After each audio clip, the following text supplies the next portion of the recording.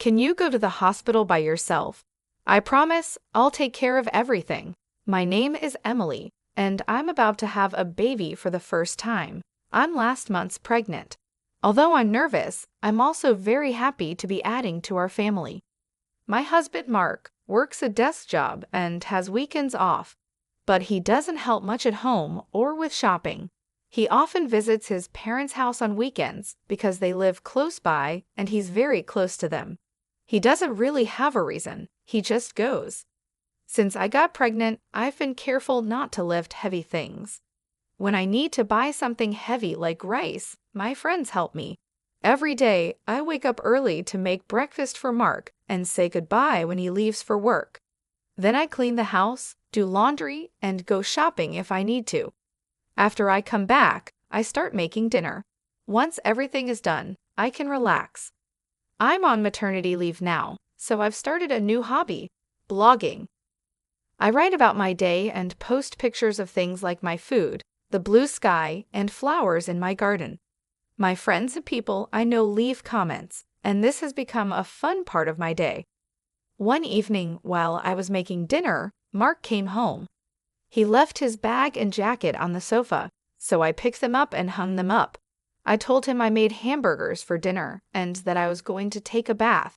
He just went to the bathroom without saying much. We've been married for 4 years, but he's not very kind or thoughtful.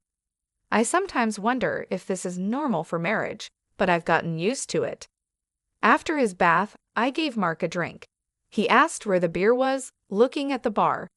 I said I forgot to buy it and would get some tomorrow. He got angry and told me to go to the store right now. I was upset. Why did he expect his pregnant wife to go out for him? If he wanted it so badly, he could have gone himself. It's difficult for me to walk around with my big belly. He got even more upset and yelled at me, saying it was my fault for forgetting, and that being pregnant doesn't mean I get treated differently. He believes staying active is good for health. Because he doesn't calm down easily, I decided to go to the store anyway. At the store, I ran into Sandra, a neighbor. She was in a good mood, which made me feel a bit better. I told her about my husband wanting beer and not understanding why he couldn't get it himself. Sandra seemed to sympathize with my situation. After chatting, we went our separate ways. When I got back, Mark was just sitting there, not having cleaned up after dinner. He asked why I took so long and demanded the beer. His harsh words hurt me, but I gave him the beer and started cleaning without saying anything. I couldn't believe he could be so unkind, especially now. I didn't want to argue, so I kept quiet, had my bath, and went to bed. The next morning, Mark acted like nothing happened. He doesn't hold on to things like I do. He noticed I was upset and told me to be nicer since he was going to work. He talked about the importance of being grateful, which made me want to point out he should practice what he preaches, but I was too shocked to say anything. I just watched him leave, saying he wouldn't be home for dinner. After he left, I went about my day as usual, but his words stayed with me. I decided to make something simple just for myself. Then, as evening approached and I was about to eat alone, I was surprised by Mark's unexpected return. I hurried to greet him. He thanked me but mentioned his surprise visit was due to his plans being canceled. He was hungry, expecting dinner, but I had only prepared enough for myself. Mark's reaction was immediate and filled with frustration. He couldn't believe I hadn't considered the possibility of his return, expecting a meal waiting for him. His disappointment grew when he saw the modest dinner I had set out for myself, questioning the effort and care I put into my role at home. He criticized my cooking and suggested I take lessons from his mother, implying her skills were vastly superior. This comparison to his mother, a recurring theme in his critiques, deeply hurt me. He then demanded I go out and buy something for him to eat, ignoring the fact that it was already late and I had settled in for the night. Faced with his anger and unreasonable demands, I felt an overwhelming sense of dismay. When I hesitated, pointing out the impracticality of his request, Mark's patience snapped. He reminded me of my previous oversights, like forgetting to buy beer, and declared his intention to return to his parents' house out of frustration, leaving me alone.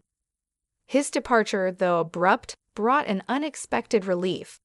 However, the next day, this brief respite was shattered by a call from Mark's mother, chastising me for not preparing a meal for her son. Her accusation of what she deemed as near moral harassment was difficult to hear. I attempted to explain the situation, but faced with her unwavering stance, I ended the conversation with an apology, feeling disheartened.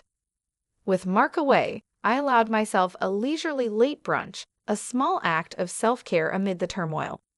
Yet the prospect of his return loomed over me, tinted with the anticipation of further conflict. Determined to bridge the gap, I resolved to make an exceptional dinner that evening. I shopped with care, selecting ingredients for a special meal, and ensuring to include Mark's preferred beer, aiming to mend fences through a gesture of goodwill. I shortened my daily blogging ritual to dedicate more time to cooking, pouring my effort into preparing a meal that would surpass Mark's expectations. The table was set meticulously, reflecting both my dedication and a hopeful step towards reconciliation. As I surveyed the scene, a sense of accomplishment washed over me. In this effort, I found not only a means to potentially appease Mark, but also a moment of self-validation. I hoped that this dinner, a symbol of my effort and care, would be met with appreciation, marking a step towards understanding and mutual respect. I waited for Mark in the dining room, but he didn't come home. I tried calling him many times on my phone, but got no answer, which made me worry. Hours passed, and I thought maybe he went to his parents' house. They hadn't seen him either. It was getting late, and I was about to call the police when Mark finally came home, very drunk. He fell in the hallway, and when I went to help, he yelled at me to go away and not to touch him. He insulted me, and it hurt a lot. I couldn't understand why he couldn't be kinder. I had made dinner with so much care, but it was all wasted. I ended up eating alone, feeling very sad. The next morning, Mark acted like nothing happened. He complained about his headache and questioned why I left him in the hallway. I reminded him that he chose to lie there. He seemed to think it was my job to look after him, even when he was drunk, and hadn't told me he wouldn't be home for dinner. He said his plans changed last minute and didn't think he needed to tell me. His excuses made me feel even more distant from him. I decided I needed a break and planned to go to my parents' house the next day. Being around Mark had become hard and unenjoyable. His lack of respect made me think about divorce, especially with our baby on the way. I was excited about the baby but sad about our relationship. I've heard from friends that giving birth can be tough, but I'm more excited than worried about meeting my baby. My neighbors cheer me up by saying it won't be long now. One day, Mark mentioned his parents wanted us to go on a trip with them. This surprised me because Mark's parents and I don't always get along. They often take Mark's side in any disagreement. Mark insisted that being pregnant doesn't mean I can't travel and that everything was arranged for a short trip next week, which is close to my due date. I felt this was too much and tried to object, but Mark wouldn't listen. I talked to a friend about it, who agreed it was unreasonable. When the day to leave arrived, I said I wasn't feeling well and wanted to stay home, but Mark insisted I'd be fine in the car. As we were getting ready to leave, I realized my water had broken. I told Mark we needed to go to the hospital right away. He was surprised, and then, strangely, he told me to get out of the car because I was making a mess. I couldn't believe he was more concerned about the car than getting me to the hospital. Mark told me to get out of the car because he needed to clean it, and then, shockingly, he pulled me out and drove off, saying I should go to the hospital by myself. I was too surprised to react. Quickly, I called for an ambulance, and that's when Sandra, a neighbor, came over and saw I was in trouble. She helped me get a special taxi to the hospital, comforting me on the way. I was thankful for her support and cried a bit from the relief of her kindness.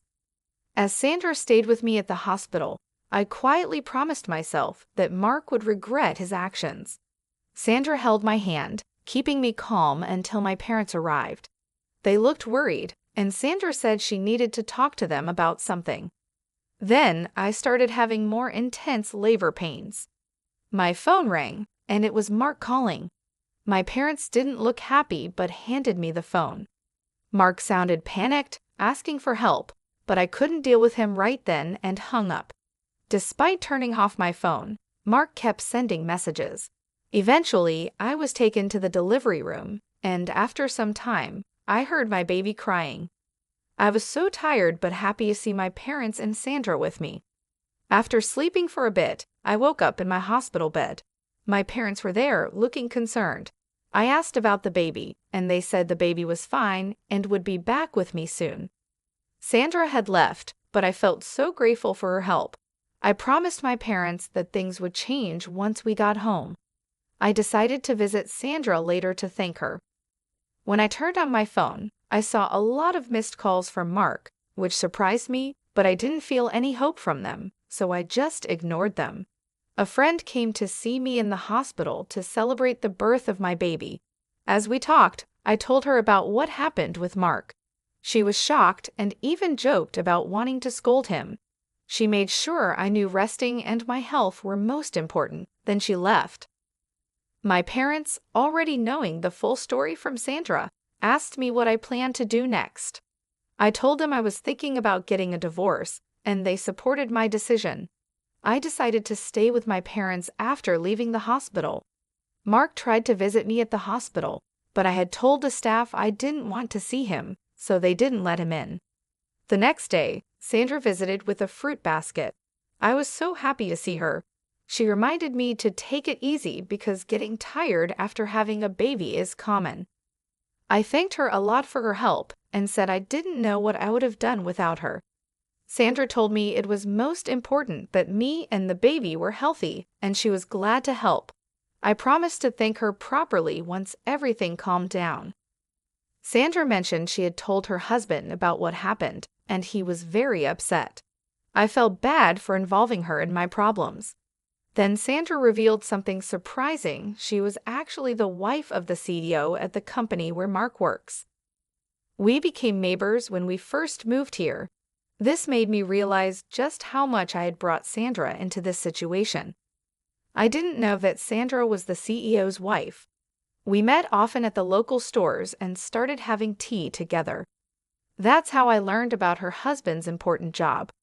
My husband didn't know any of this because he never joined me in meeting our neighbors and didn't like to socialize. Sandra once asked me not to tell my husband about her identity because she didn't want to cause any trouble, and I agreed. With my difficult situation at home, Sandra offered to talk to her husband about it, but I didn't want to bother her. After what happened recently, it seems Sandra decided she had to act, which is why my husband was trying to reach her. I'm really grateful to Sandra for her support. She told me I was a dear friend and she couldn't just watch me suffer. Even though my husband kept sending messages, I ignored them, focusing on my future with my baby. Just before leaving the hospital, a friend showed me a social media post about my situation. She has many followers and had shared a video someone took of me being yelled at by my husband when he made me get out of the car. My face was blurred for privacy, but the video got a lot of attention, and people figured out who my husband and his company were. Now he's facing a lot of criticism online. I was shocked to learn how much attention the situation with my husband had gotten online. My friend, seeing my surprise, simply said that my husband and his actions were his own doing. The story had spread so much that even my husband's friends knew about it. He tried to excuse his behavior by saying he had plans with his parents, which led to criticism of them too. Stories about my husband's parents started appearing online as well. Then my mother-in-law called me. My friend suggested I should answer and speak my mind, but I was too overwhelmed and chose to ignore the call. Soon, my missed calls were full of attempts for my husband and his parents to reach me. The hospital staff knew about my situation and supported me, ensuring I wasn't disturbed by my husband or his parents. As my discharge day came, I worried about encountering my husband and his parents outside the hospital. My parents assured me there was nothing to worry about. On the day I was leaving, I heard my husband and in-laws calling out to me. Suddenly, men in black suits formed a barrier around me, making me feel safe. They were there to protect me on someone's orders, and my mom reassured me once more, saying I had nothing to fear. With their protection, my husband and his parents couldn't get close as I got into the car safely. I'm really thankful for Sandra's help and have been thinking about how to thank her properly. My parents agree and want to show our gratitude too. Even though I've started a new chapter and am enjoying better days, my husband and his parents keep trying to contact me. I sent them divorce papers, but they didn't seem ready to accept them. Once, when they called and spoke rudely to my dad, he got upset and they ended the call quickly. We decided to get help from a lawyer who was a friend of my dad's. The lawyer was willing to help us after we told him about the situation and the video that was shared online. When the lawyer contacted my husband on our behalf, my husband was surprised and then stubborn, insisting we could solve our issues without a lawyer. But the lawyer made it clear he was representing me, and it was my choice to involve him. My husband didn't want to agree to the divorce at first, but the mention of possibly going to court made him change his mind. He said he didn't care about our child and didn't see why he should pay child support or how we split our things, claiming he did nothing wrong. The lawyer explained the legal side, but my husband was still not convinced until the lawyer mentioned court, which made my in-laws agree to the terms quickly. I was stunned by my husband's attitude and couldn't believe I had married him. I've been talking to Sandra about everything, and she jokingly suggested we could go after my ex-husband's retirement money as a way to get back at him. Sandra's cleverness really surprised me. The lawyer told me my husband wanted to say sorry in person, but I chose to talk over the phone with the lawyer there. My parents were with me when he called. He started by blaming me for everything, saying his life was falling apart and it was all my fault. He even asked me to come back to him, saying he'd forgive me. I stayed calm, and when he insulted me again, I told him we were recording the call to use as evidence. He was shocked and quickly changed his tune, claiming he was joking and couldn't live without me. I hung up and gave the recording to the lawyer, who couldn't believe my husband's behavior. My parents and I were sure we wanted nothing more to do with him. There was a strange part of me that found this situation slightly amusing. The divorce went smoothly, with no problems in dividing our property or arranging child support. Thanks to Sandra telling her husband, who is my ex-husband's boss, about what happened, he faced consequences at work. The boss values family and didn't take kindly to my ex-husband's actions. Mark couldn't keep his job after what happened. Without work, he couldn't pay for his house and had to move back in with his parents. The video that went around made it hard for him to get a good job, so he just did small jobs here and there. People also started talking about his parents, making them feel uncomfortable in their own community. This situation was tough for them, maybe even tougher than dealing with any legal trouble. After things calmed down and I was feeling better, my family and I went to thank Sandra and her husband. They were really kind to us, especially to my baby, making us feel welcome. Soon, Sandra and my mom became good friends, and our dads got along well too. Sandra and her husband have a son who is about my age, and surprisingly, we started getting closer. A few years later, it looked like I might become part of Sandra's family, which was something nobody expected. Life can really surprise you sometimes.